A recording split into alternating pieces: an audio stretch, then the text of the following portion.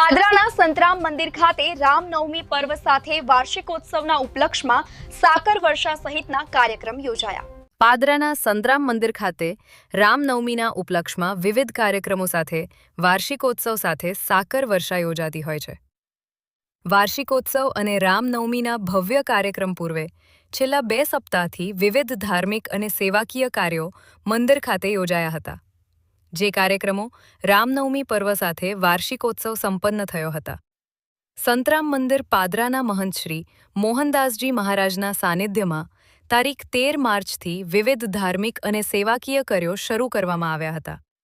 તારીખ 13 થી 19 દરમિયાન મંદિર ખાતે કથાનું આયોજન કરાયું હતું, સાથે નેત્ર મેડિકલ કેમ્પનું આયોજન કરાયું હતું, તેમજ પાદરા સખી મંડળોનું ભજન, ગૌ પૂજન સહિત વિષ્ણુ યાગનું આયોજન કરવામાં આવ્યું હતું। ખાસ કરીને રામનવમીના દિવસે ઉજવવામાં આવતા વાર્ષિકોત્સવના કાર્યક્રમની ભક્તો વર્ષ દરમિયાન આતુરતાથી રાહ જોતા હોય છે। આ દિવસની ઉજવણીની તૈયારીઓ અગાઉથી કરવામાં આવતી હોય છે। રામનવમીના દિવસે સવારથી જ મંદિર ખાતે ધાર્મિક કાર્યક્રમોની ભરમાર હોય છે। ભજન બાદ દિવ્ય મહાઆરતી યોજાતી હોય છે, જેમાં રાજ્યના વિવિધ ગામોમાંથી શ્રી સંતરામ મંદિરના સંતો મહંતો ખાસ ઉપસ્થિત રહેતા હોય છે। આરતી બાદ સાકર વર્ષા યોજાતી હોય છે।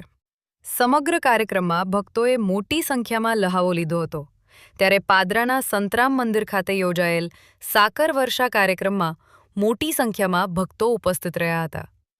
સાથે રાજકીય આગેવાનો સાથે તમામ લોકોની ઉપસ્થિતિ જોવા મળી હતી। श्री संतराम महाराज की जय।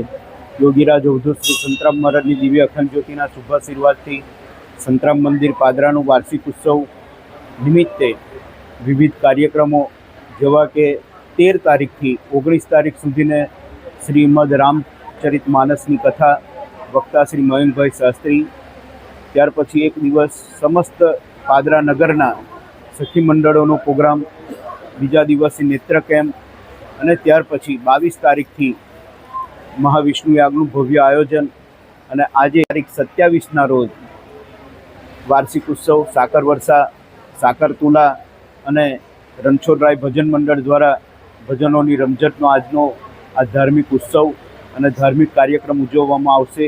દરેક ભક્તોને આ ધાર્મિક કાર્યક્રમની અંદર ભાગ લેવા માટે હાર્દિક નિમંત્રણ છે। બધાને જય મહારાજ।